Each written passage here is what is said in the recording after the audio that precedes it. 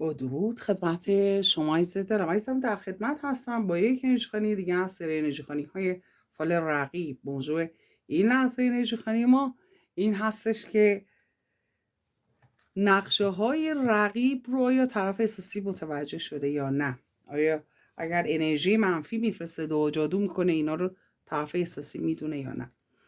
با نام یاد خداوند و یاری کائنات انرژی خوانیمون رو آغاز میکنیم. آمین که کائنات هر آنچه که پنهان هست و از شما عزیز دلم همکنون و در همین لحظه آشکار کنه. آمین. ببینیم آیا متوجه من نقشه های رقیب شده یا نه.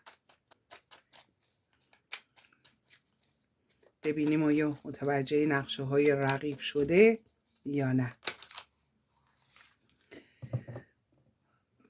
آمین که کائنات هر آنچه که پنهان هست رو همکنون و در همین لحظه آشکار کنه. ولی میگه که یک موفقیتی رقیب به دست آورده توی رابطه با من. طرف احساسی میگه توی اعترافاتش میگه که یک موفقیتی به دست آورده که واقعا من اینجا حقم ضایع شده. یعنی یه چیزهایی که رقیب به دست آورده ولی خب به ضرر طرف احساسی بوده و طرف احساسی هم کاملا متوجه این مسئله هستش.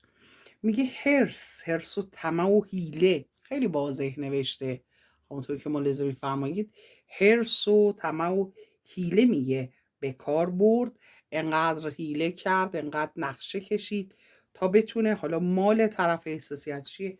میخوام از دیگه پریان ملائک ببخشید بپرسم ببینم که این حرص و طمعی که داشته در زمینه چی بوده که طرف احساسی اینقدر احساس شکست میکنه. آمین که کائنات هر آنچه که پنهان هست را آشکار کنه.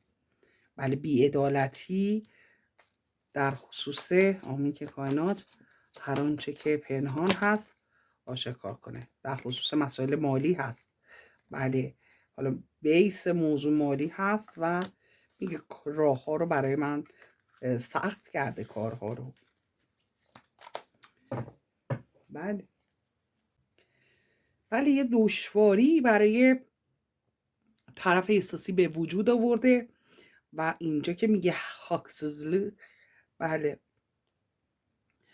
هاکسزلک به معنی ناحقی و هاکسیز هم که میگه اونجا که حقی نداشته یه حقی رو از من برده، که مشخص شد که مالی هستش و حالا زیر اون مسئله احساسی رو هم یعنی که حالا گول زده یه جورایی طرف احساسی و طرف احساسی رو و یه مالی رو ازش گرفته، یک حالا مظلوم نمایی هم کرده باشه، چون اونجا عدالت حالا عزیز رو نشون میداد که انگار که جلوی دیگران هم اون مسئله رو یه شکل دیگه عنوان کرده و این خیلی برای طرف احساسی گرون تموم شده. چرا؟ چون طرف احساسی یکی مثل شما رو داشته که همیشه به نفع او حالا حرکت میکرده. حالا اینجا دیده یه نفر دیگه اومده هم دروغ گفته، هم حیله کرده، هم که حقش رو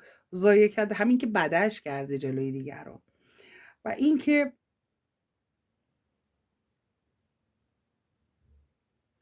بله و اینکه حالا با حرفاش یه جورایی طرف احساسی رو هم خراب کرده میگه و حقایق رو برعکس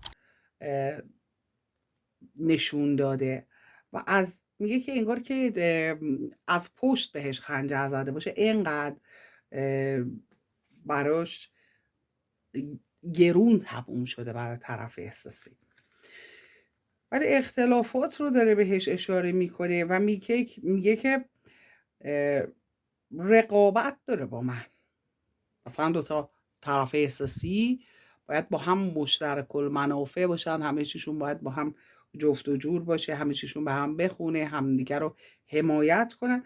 ولی میگه با من رقابت داره و با من اصلا کنار نمیاد، حتی از نظر فکر خیلی واضح نوشته شده و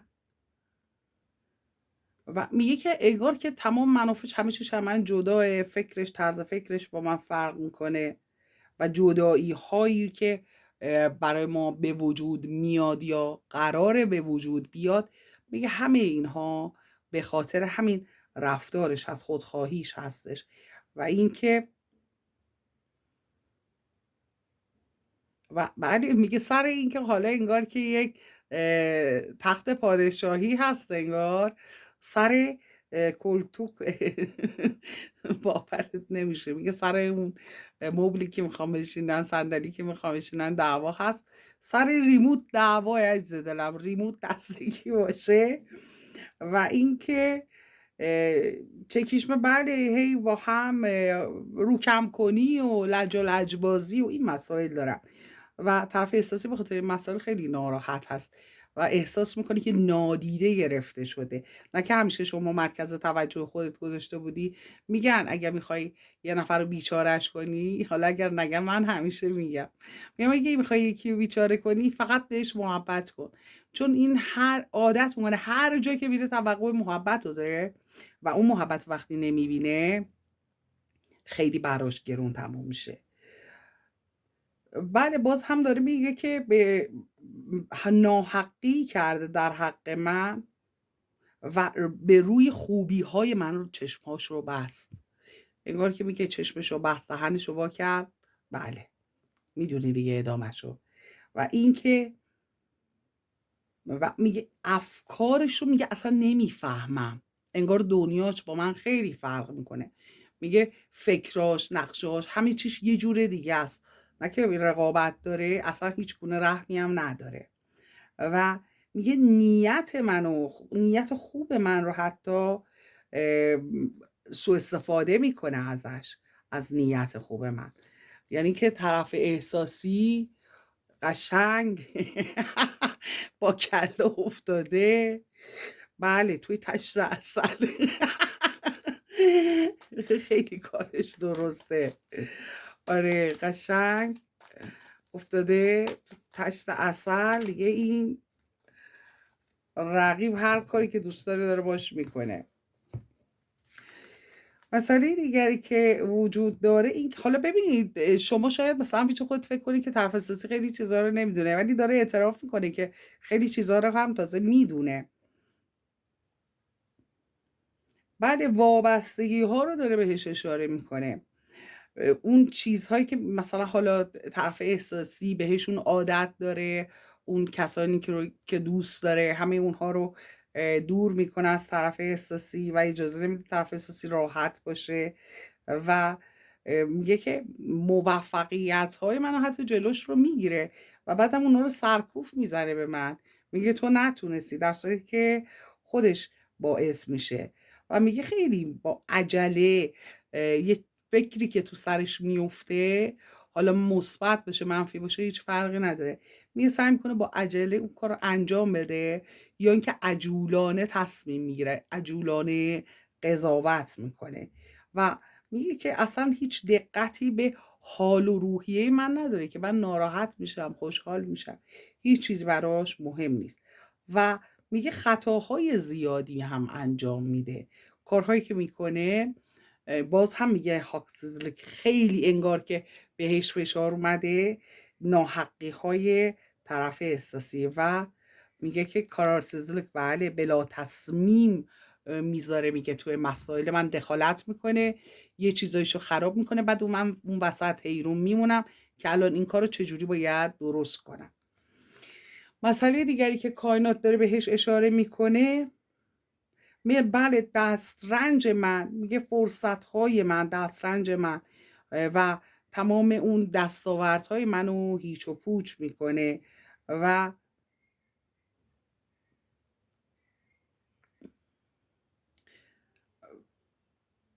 بله میگه تجربه ها، بله و میگه که تمام دستاوردهای منو که هیچ و پوچ میکنه هیچی.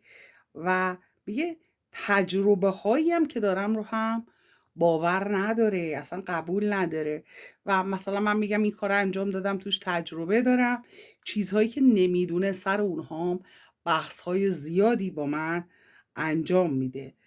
و میگه که احساس میکنم که میخواد همیشه به من بفهمونه که من هیچی نمیفهمم و اون کسی که میفهم و اون کسی که حالیشه اون هستش.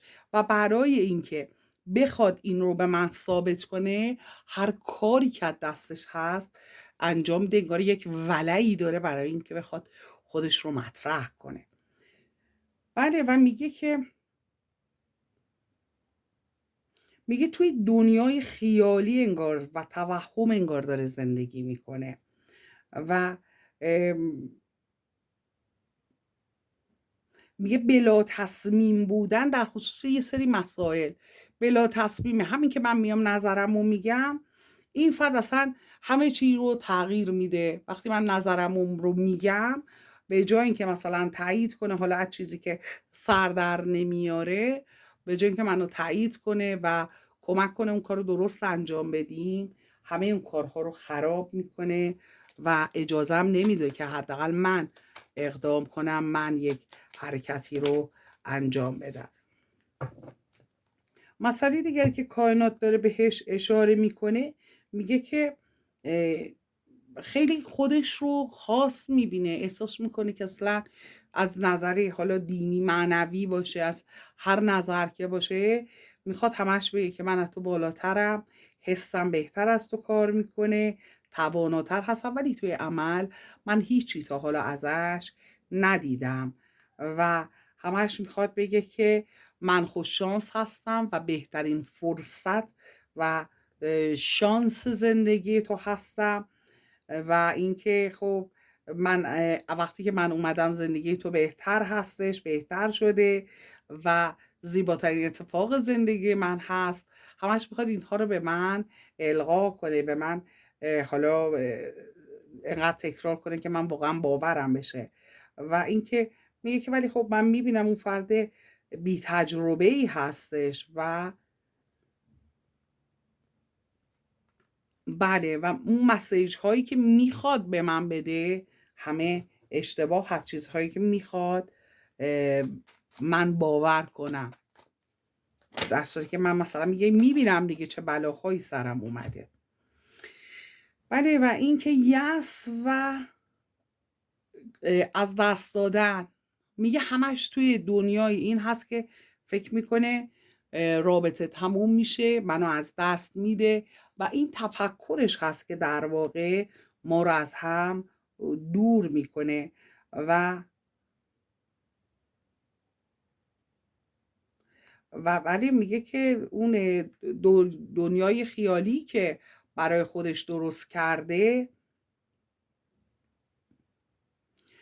بله، میگه همین باعث شده که ما از هم جدا بشیم یا با هم قهر کنیم، دعوا کنیم. میخواد مرکز توجه من باشه و هرچی که میگه، هرچی که میخواد همونطور پیش بره مسائل.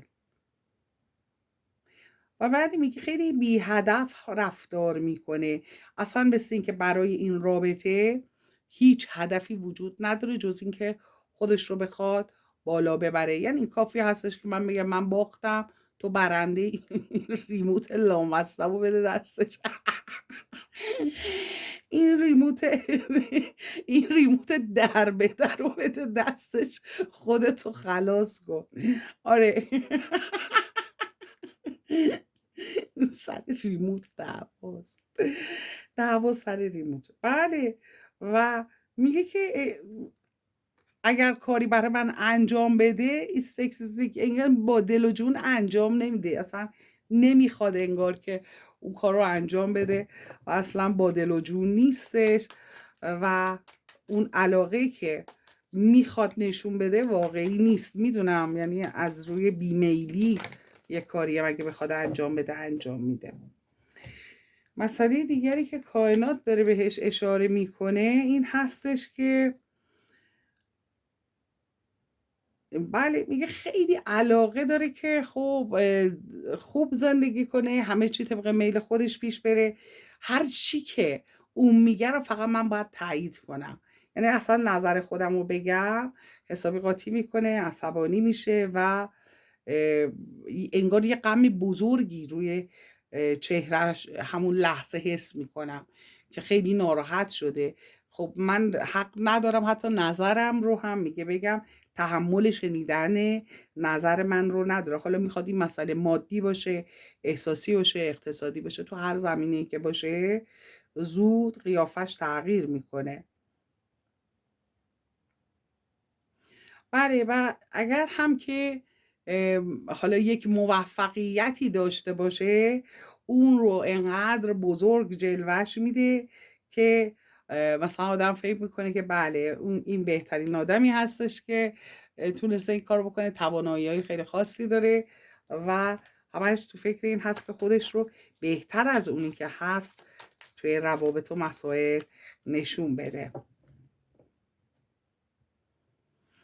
ولی میگه من به این نتیجه رسیدم که این سقوط این رابطه کاچونماز، یعنی نمیشه ازش فرار کرد. یه اتفاقی هست که بالاخره میفته و دقایق پایانیش هم بله نزدیک هست. یعنی که هر چقدر بخواد این مسئله رو کش بده و رابطه رو طولانی تر کنه، در نهایت تو دقیقه 90 هم که شده که احساس شادی میکنه، همونجا من فکر میکنم این رابطه بین من و او تمام خواهد شد و فلاکت و بدبختی میگه نصیبش اگر از من جدا بشه. و به دلیل اینکه میگه یانگلی شیر، میگه چون جای نامناسبی هستش توی رابطه اشتباهی هست و من و میگه در زمان اشتباهی هم در کنار من قرار گرفته. چون اگر خب شما نبودید یا از شما در زمان اشتباهی خیلی معنی داره. یعنی اگر قبل از اینکه شما رو بشناس اگر با این فرد وارد رابطه میشد، میگفتش که خب همه همینجوری هن. ولی چون شما رو دیده دیگه نمیتونه این حرف رو بزنه. یا حالا اگر قبل از شما هم با این فرد در ارتباط بوده، خب فکر میکرده همه همینجوری هن. وقتی با شما وارد رابطه شده دیده که نه، هستن آدمایی که مهربونن، فداکارن، آدمایی که بهش ارزش میدن.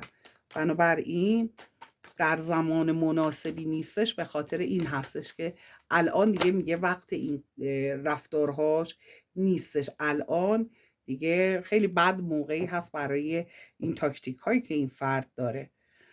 ولی میگه مثل بچه ها رفتار کردن و یک حالا عشق، مثلا حالا اون عشقی که میگه خیلی کوچیک هستش. چون اینجا هم عکس شاهزاده رو داره نشون میده، کسی که نمیتونه یک عشق بزرگ رو هندل کنه و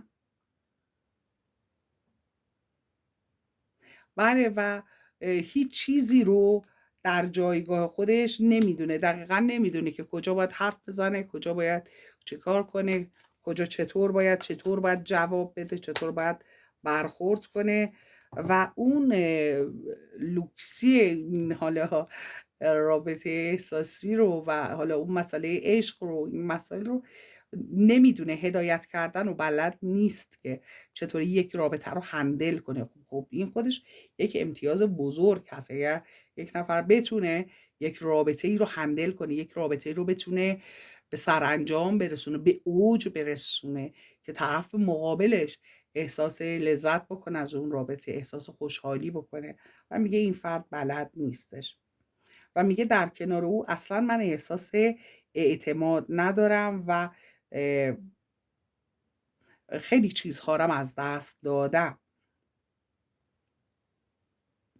و میگه ترس هایی دارم و به شدت احساس میکنم که این فرد به شدت دیدید بعضیا توی ذهنشون یه مسئله ای رو ساپلانتی، به معنی که یه چیزی رو توی ذهنشون هی بزرگ میکنن، خیلی بهش فکر میکنن و اینها. میگه که هر روز من منتظر یک مشکل هستم، یک اختلاف هستم که نکنه این امروز دوباره یه داستان جدید رو بهانه کنه و اعصاب منو به قول معروف خورد کنه. بله، و میگه که دوست داره همه جا اون صدر حالا جدول باشه، همه جا ریموت دست اون باشه، توی مهمونی هر جا که میره همه توجه ها روی او باشه، همه به او عشق بدن، از او عشق بگیرن، همه با او خودشون رو هماهنگ کنن. خیلی موضوع جالبیه، نه اینکه با جمع هماهنگ بشه، همه با او خودشون رو هماهنگ کنن، همه اونجوری که اون میخواد باهاش رفتار کنن. و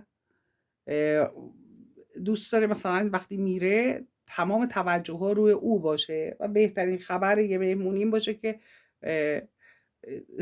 ریبوت دار بزرگ اومد. بله، و این که میگه مسائل کوچیک رو به رنج‌های بزرگ تبدیل میکنه و غم و اندوه رو میبینید دیگه. اینجا هر چی که نوشته رو دارم براتون میخونم. و اشک ریختن یعنی که حالا اگر یه چیزی هم طبق میلش پیش نره، همونجا سعی میکنه با حالا اینجا اشک ریختنه که میگه خانم آقا، چون ممکنه انرژی خانی گروهی هست، ممکنه آقایون هم ببینن، خانم هم ببینن. میخوام این قسمت رو براتون باز کنم. اشک ریختن یا حالا قیافش عوض میشه. چرا همه منو تقدیر نمی کنن؟ چرا همه از منو تحویل نمیگیرن؟ و میگه که انگار که امیدهاش ناامید میشه و توی رفتارش و قیافش کاملا همون لحظه مشخص میشه. و میگه که جدایی و حالا میتونه به خیانت هم اشاره کنه، جدایی و خیانت. بله، بنابراین حالا اگر توی جمعی هم که وارد میشه و توی اون جمع هم با اون آدمای جمع کنار نمیاد. همین که کائنات هر آنچه که پنهان هست رو آشکار کنه. بله، و از نظر احساسی همش به این فکر میکنه که خب در کنار من باشه و میخواد با من یک رابطه خوبی رو داشته باشه. نه اینکه نخواد، اما نمیتونه که روی اون خواسته هاش و روی اون چیزهایی که توی دلش میگذره و اون خواسته های قلبیش، چون اونها خیلی براش مهمتر هستن، نمیتونه چشم پوشی کنه و نمیتونه ریموتو بده دست طرف احساسی، به خاطر اینکه نمیتونه اونجا گذشت کنه. بنابراین تو کل رابطه هم تاثیر منفی اون مسئله رو میبینه. ولی عزیز دلم، اینم از انرژی این لحظه. چون شد این لحظه لایک سابسکرایب نکردی، لطفا لایک کن، سابسکرایب کن، از چنل خودت حمایت کن. در نور باشی.